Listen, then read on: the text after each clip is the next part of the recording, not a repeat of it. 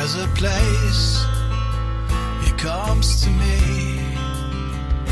Though I'm blind, he helps me see.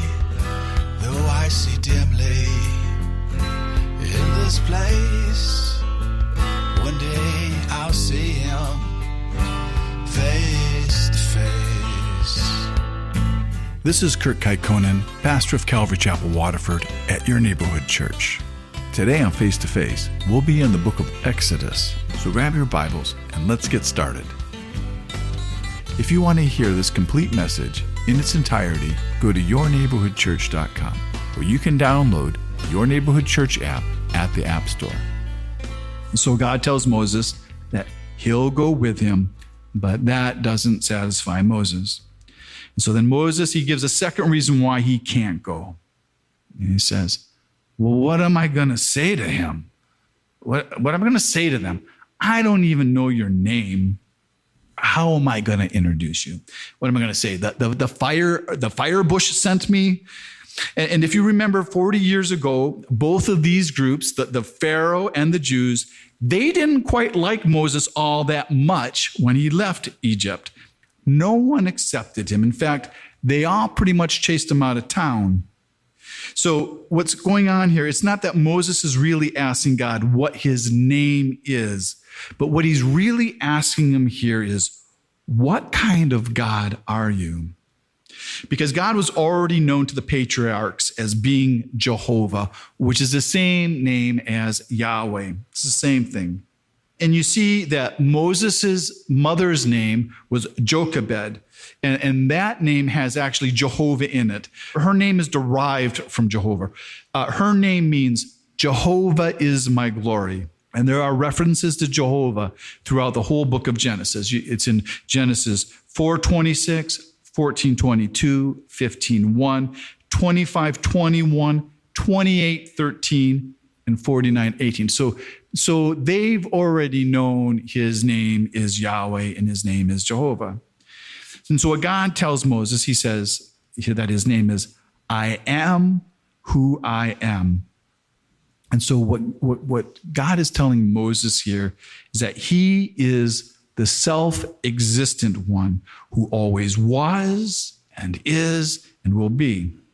And that name Jehovah and Yahweh, it's connected to the Hebrew verb to be.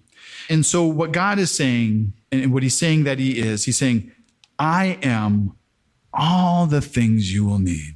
And so it has this sense of meaning the becoming one. And we saw Jesus, that he used I am all the time in his teachings, where he would say, I am the bread of life. I am the good shepherd.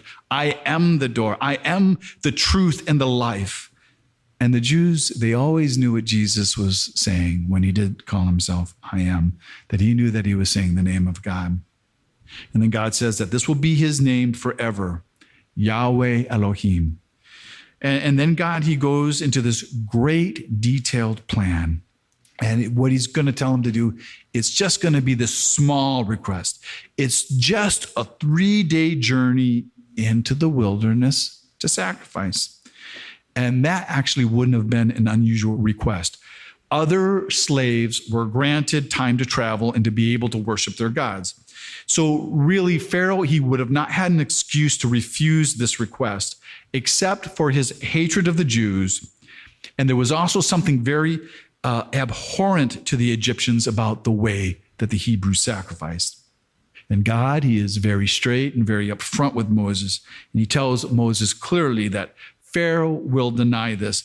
So don't be alarmed when this request is denied.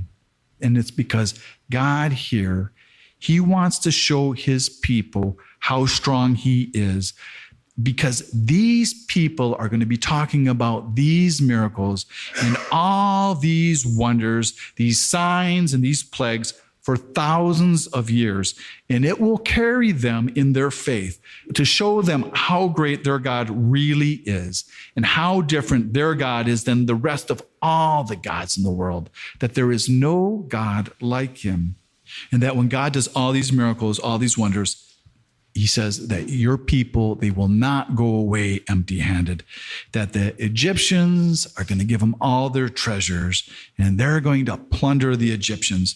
And he tells them it would be all the silver and the gold and the clothing. And it's not that they're going to go extort money from them. And it's not like they're going to steal these things, but these are their wages for their unpaid hard years of slavery.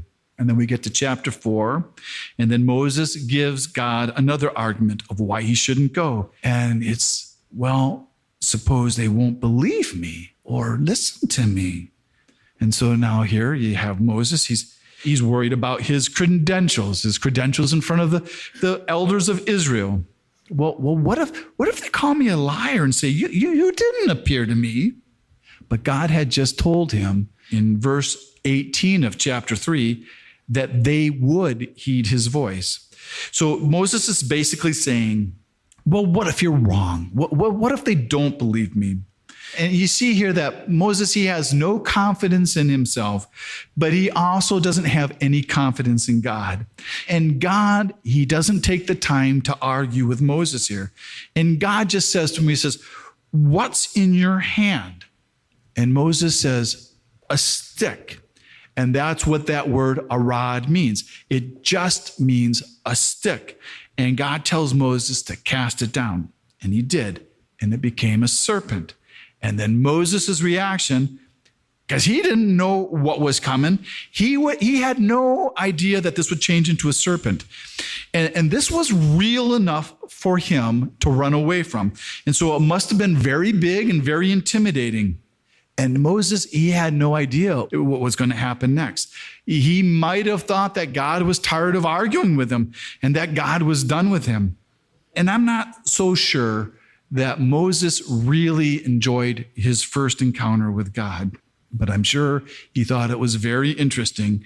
But you have to see here that Moses, he doesn't know God really well yet. But God, he calls Moses back and he told him to take the serpent by the tail. And then it turned back into a stick in his hand. And the whole thing here is that God can do anything he wants. He can just use the stick in your hand, and he doesn't even need the stick. He can just use your hand, because then God tells Moses to put his hand in his coat, and God creates a plague, and it becomes leprous. So God, he can use little, or he can use nothing at all. God, he can do anything. And we see this throughout the whole Bible. We see it with David and Goliath. David just used a strap of leather and a stone to kill a giant. And we see it with Samson and the Philistines. He just used a jawbone of a donkey to kill 1,000 men. And with this stick, Moses will turn it into snakes. He'll part the Red Sea into two. He's going to win battles by just lifting it in the air. He's going to hit it against a rock and he'll make a well of water. And then they'll bring that dead stick back to life and cause it to grow, and it'll actually make almonds and blossoms. And so God tells Moses about all these great things he's willing to do through him, and that they will listen to him. And if they don't listen to him, well, he'll do more signs.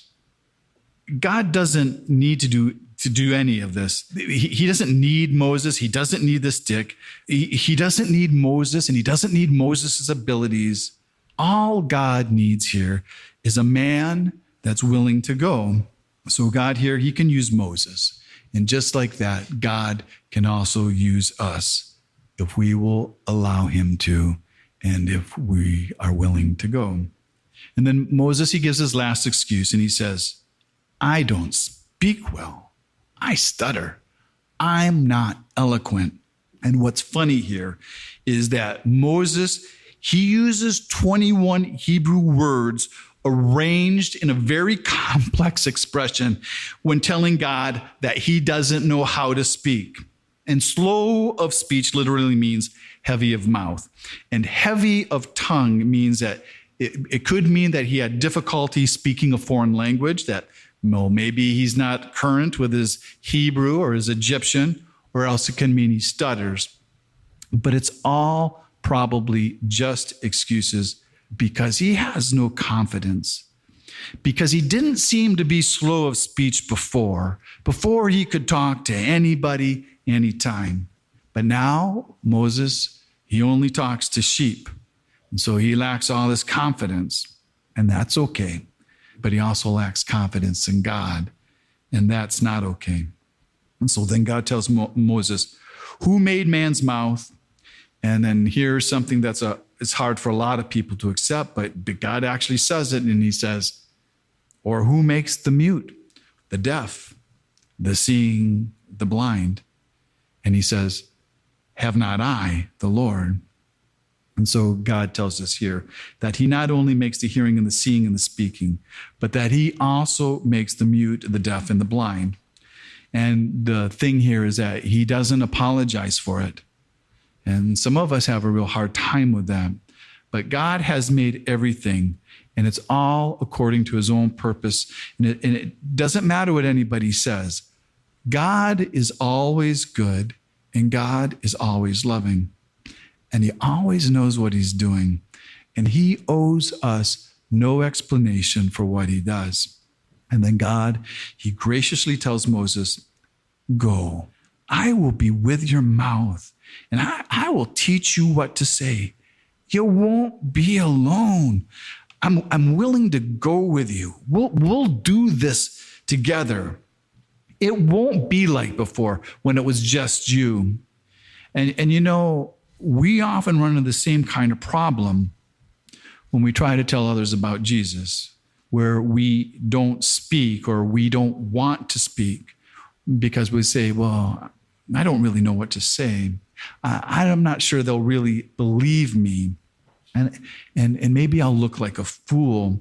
And so we decide that we're not going to say anything. And we're doing exactly what Moses is doing here. And it's all because we don't think God will be with us. But God has made us the same exact promises that he will go with us and that he will help us and he will teach us what to say, that he made our mouths. And that's the whole job of the Holy Spirit in the life of a believer, to dwell with us. So we really miss out if we do not take God up on this, because we will miss out on the wonderful things that God is willing to do through our lives and in the lives of others, of those people who we say we love. And we'll see him save these people from the slavery of this world, just like Moses is going to save his people from the slavery of their world. But no matter what God says here, Moses is unwilling, and God doesn't threaten him. And he never overpowers Moses' free will. But God, he does get mad, because even after all this conversation and answering all of Moses' objections, Moses, he just says, can't you just send somebody else? So now God, he's mad. But he already knew that Moses was going to say all this, and he's already been prepared for it. So God goes on and says, is not Aaron the Levite your brother? And the answer is yes. It's just a rhetorical question. And God says, I know he can speak well. And look, he happens to be right here. You've been listening to Face to Face. Face to Face on this radio station has been provided by Your Neighborhood Church. If you want to help support Face to Face and put this program on other stations just like yours, you can contact us at yourneighborhoodchurch.com or write Your Neighborhood Church, P.O. Box 500, Romeo, Michigan 48065. There's a place he comes to me. Though I'm blind, he helps me see. Though I see dimly in this place, one day I'll see him face to face. Tune in again tomorrow at this same time as we continue to go through the Bible.